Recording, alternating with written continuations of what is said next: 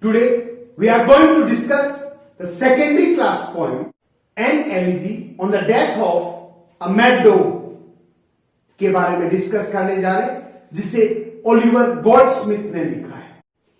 Oliver Goldsmith was born on 10th November 1728। Oliver Goldsmith का जन्म 10 नवंबर 1728 को हुआ एंड ही डाइड और उनकी मृत्यु हुई ऑन 4th अप्रैल 1774, 4 अप्रैल 1774 को।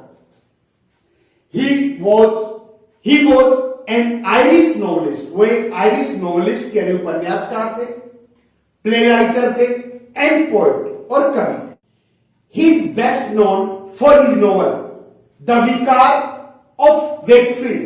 उन्हें उनकी उपन्यास द विकार ऑफ वेकफील्ड के कारण ज्यादा जाना जाता है। This poem is a part of this novel and we know that this is an elegy as shown in its title. An elegy is a sad song. एक elegy एक दुख का गीत होता है which is written जिससे लिखा जाता है to mourn शोक मनाने के लिए the death of some dear and near one, किसी प्यारे और करीबी की मृत्यु पर शोक मनाने के लिए। Now let's discuss the poem. Good people all of every shore. The poet calls the people good people or noble people. The poet says every kind of good people give ear unto my song. Give ear unto my song means pay attention to my song or listen to my song carefully, attentively.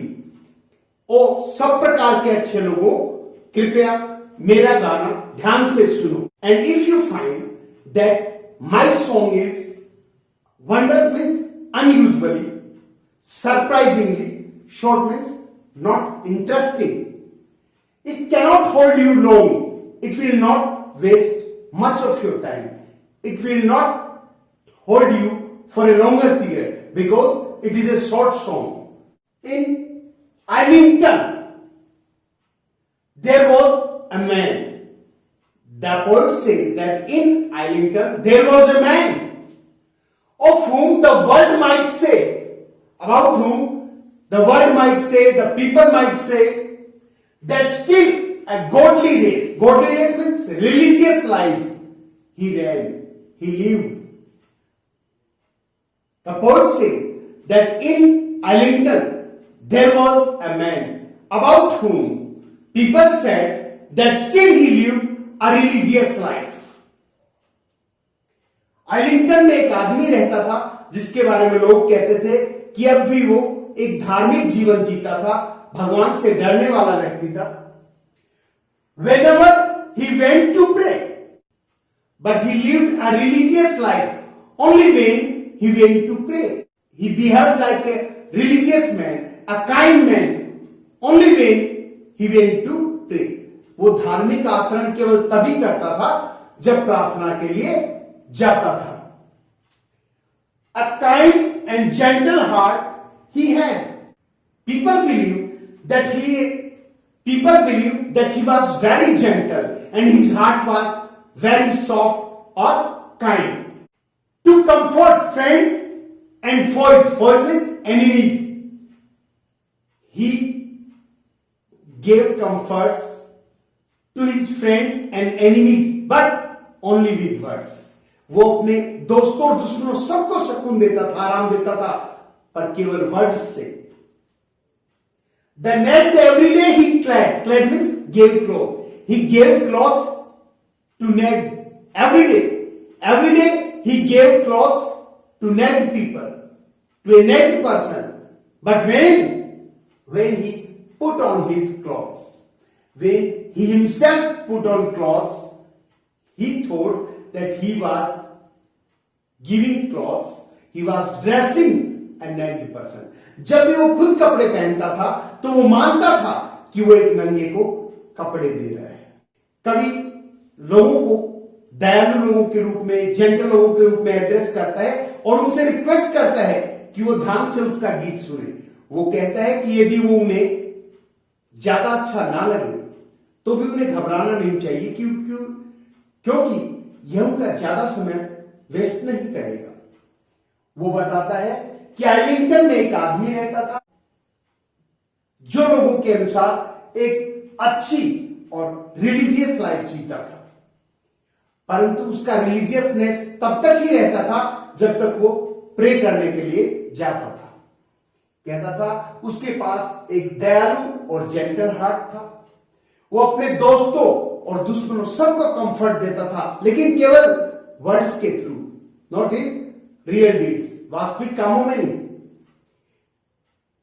वो जब भी खुद को कपड़े पहनाता था या जब भी वो खुद कपड़े पहनता था तो वो बिलीव करता था कि वो एक नंगे को कपड़े पहना रहा है। And in that town a dog was found. According to the poet, there was a dog in that town. As many dogs there were many dogs in that town. In the same way, the dog of the story lived there. Both mongrel. Now the poet talks about the dogs which were found in that town. Mongrel, a mixed breed dog, or you may say a dog which is mixture of two different breeds. Puppy, a small dog. Whelp, it is also a small dog. And hound, a hunting dog, एक शिकारी कुत्ता. And curs, street dogs of low degree, of low quality. कवि बताता है कि उस शहर में बहुत सारे कुत्ते थे, जैसे मोंगरेल है, पपी है, वेल्प है, हाउंड है और कर्स है, जो कि लो डिग्री का है, लो क्वालिटी का। उसी प्रकार ये जो डॉग है जिसके बारे में पोएम लिखी गई है, वो भी उस टाउन में रहता था। दिस डॉग एंड मैन, ये जो आदमी और कुत्ता है, at first in the beginning were friends. They were friends in the beginning, शुरू में वो दोस्त थे। But when a pig means quarrel, but when a quarrel begin, when the quarrel started between them, जब उनके बीच झगड़ा शुरू हुआ, और they began to quarrel, जब उन्होंने झगड़ा शुरू किया, the dog to gain means get, his private ends means personal interest, जब उसको अपना व्यक्तिगत हिस्सा, व्यक्तिगत प्रॉफिट नहीं मिला, went mad, वो पागल हो गया, and beat the man, और उसने उस आदमी को काट लिया। At first the dog and the man were friends, but soon a quarrel began between them because the man was selfish indeed. When the dog could not get his private ends, he became angry. In anger, he went mad and beat the man. गुस्से में वो पागल हो गया और उसने उस आदमी को काट लिया।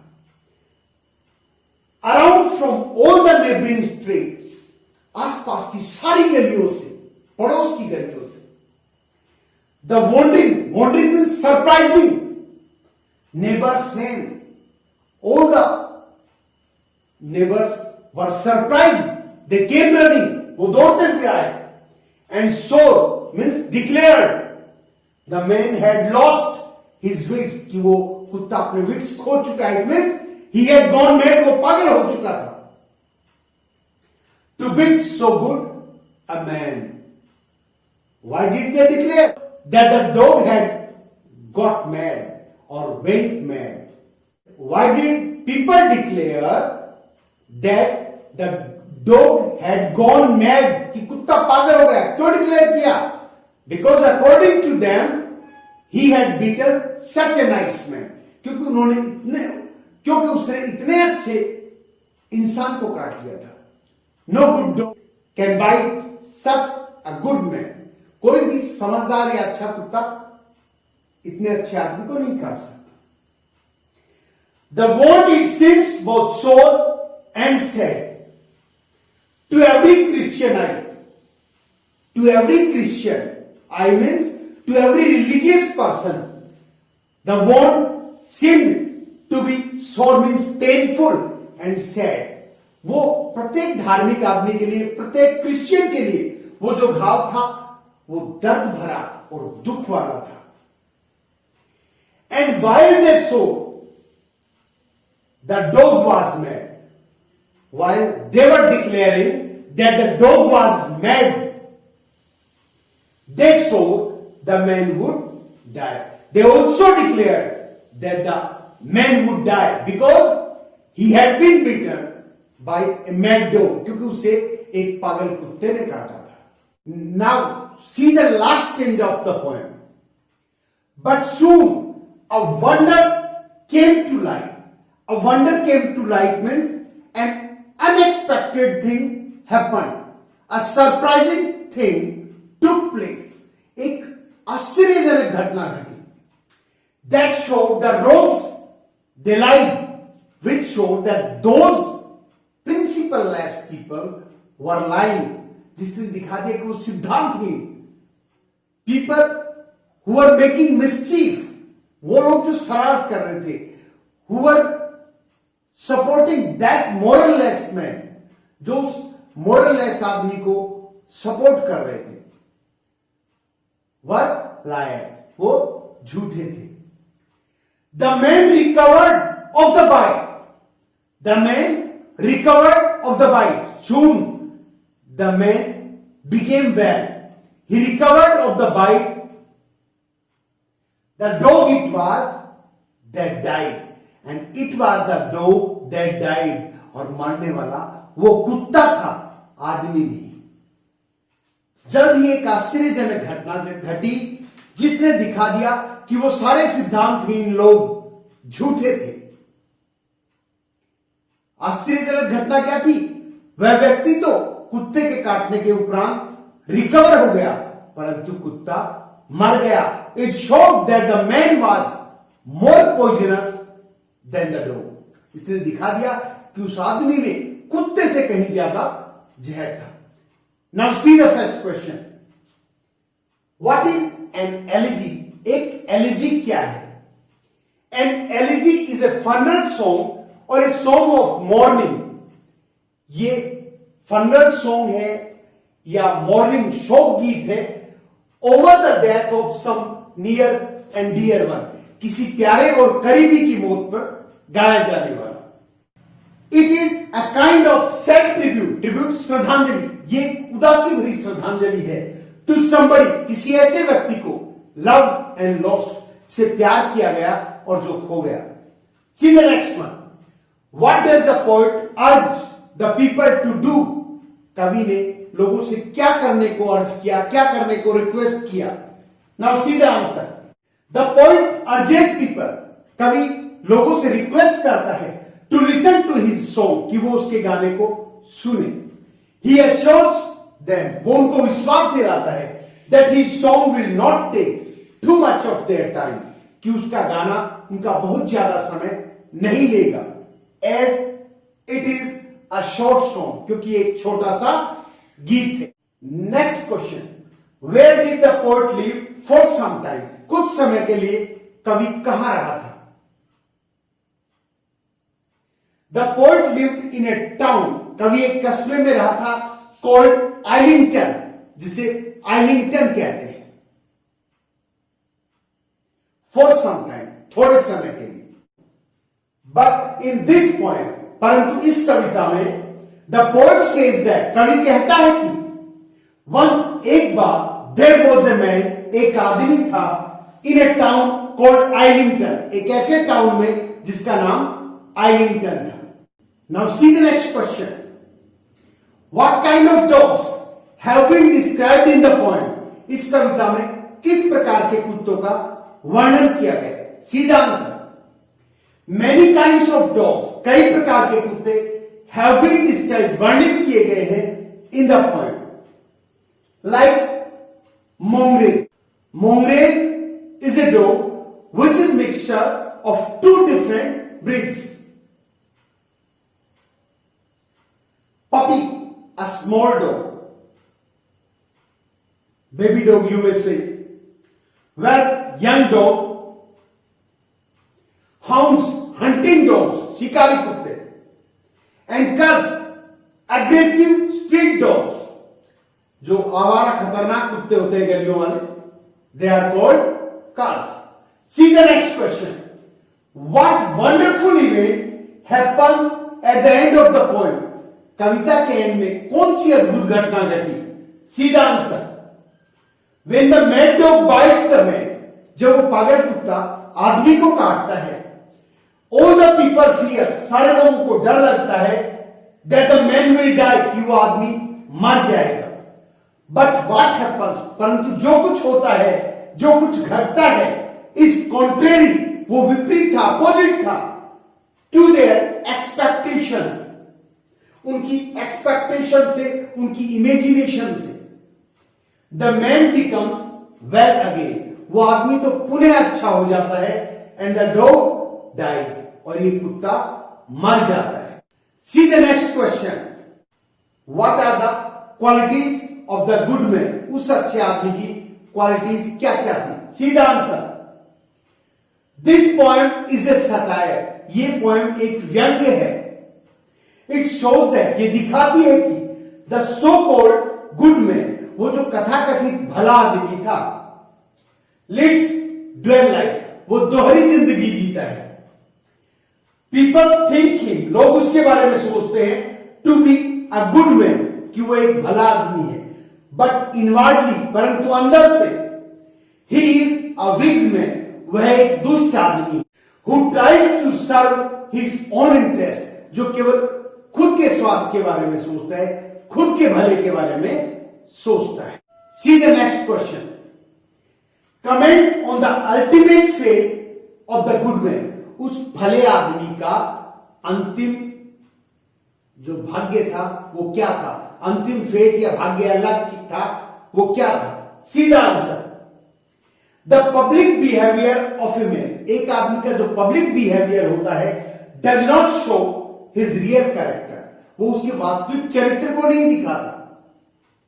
The good man of the poem, कविता का जो भला आदमी है, is found bad in the end, उसे आखिर में बुरा पाया जाता है. ही शोज फॉल्स गुडनेस, वो झूठी अच्छाई दिखाता है. बट इन द एंड, परंतु आखिर में, his reality comes to surface, उसकी वास्तविकता सामने आ जाती है. See the next question. Why did the ordinary dog bite his friend और मैन? उस सामान्य कुत्ते ने, ऑर्डिनरी कुत्ते ने उस आदमी को यानी कि अपने दोस्त को क्यों काटा? सीधा answer, the dog and the man were friends in the beginning. Beginning में, शुरू में वो कुत्ता और आदमी मित्र थे. बट आफ्टर सम टाइम, परंतु कुछ समय बाद, दे बिकेम एनिमी, वो दुश्मन बन गए. The dog was angry with the man, वो कुत्ता उस आदमी से गुस्सा था. ही बिकेम मैड, वो पागल हो गया.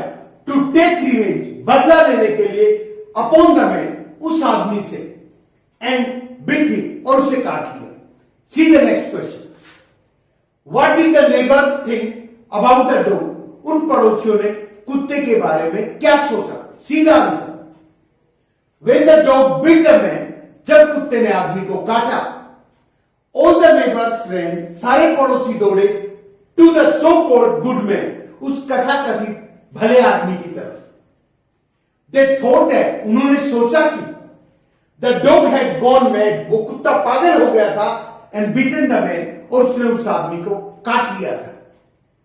दे कर्स्ड द डॉग, उन्होंने कुत्ते को कोसा, एंड शोड, और दिखाई, सिंपैथी, सहानुभूति, टुवर्ड्स द मैन, उस आदमी के प्रति. See the last question. Point out the element of satire in the poem. इस कविता में व्यंग तत्व दिया गया है, उसे दिखाइए. सीधा answer, there is an element of satire, एक व्यंग का भाव है इन द पोएम, इस कविता में. द पोएट सेज समथिंग, कवि कुछ ऐसा कहता है that he does not mean, जो वो कहना नहीं चाहता. द मैन इज रिलीजियस, वो आदमी धार्मिक है, but only during the prayer, परंतु केवल प्रेयर के दौरान. ही हेल्प्स अदर्स, वो दूसरों की मदद करता है, बट ओनली विद वर्ड्स, परंतु केवल शब्दों से. He only pretends to be good, वो केवल अच्छा होने का दिखावा करता है। In fact he is not a good person. वास्तव में वो एक भला आदमी नहीं है। स्टूडेंट्स, आशा है आपको पोएम समझ आ गई होगी। यदि आपको वीडियो अच्छा लगे तो इसे लाइक करें, अपने फ्रेंड्स के साथ शेयर करें ताकि वो भी इसका बेनिफिट उठा सके। और अभी तक यदि आपने मेरे चैनल को सब्सक्राइब नहीं किया है तो प्लीज इसे सब्सक्राइब करें। याद रखिए, आपका सपोर्ट ही मेरी ताकत है। आप मुझे टेलीग्राम और इंस्टाग्राम पर भी डॉक्टर मनोज पिपरवा के नाम से फॉलो कर सकते हैं। बहुत जल्द मैं सभी क्लासेस के नोट्स टेलीग्राम पर डाल दूंगा, जहां से आप उनका बेनिफिट ले सकेंगे। Thank you.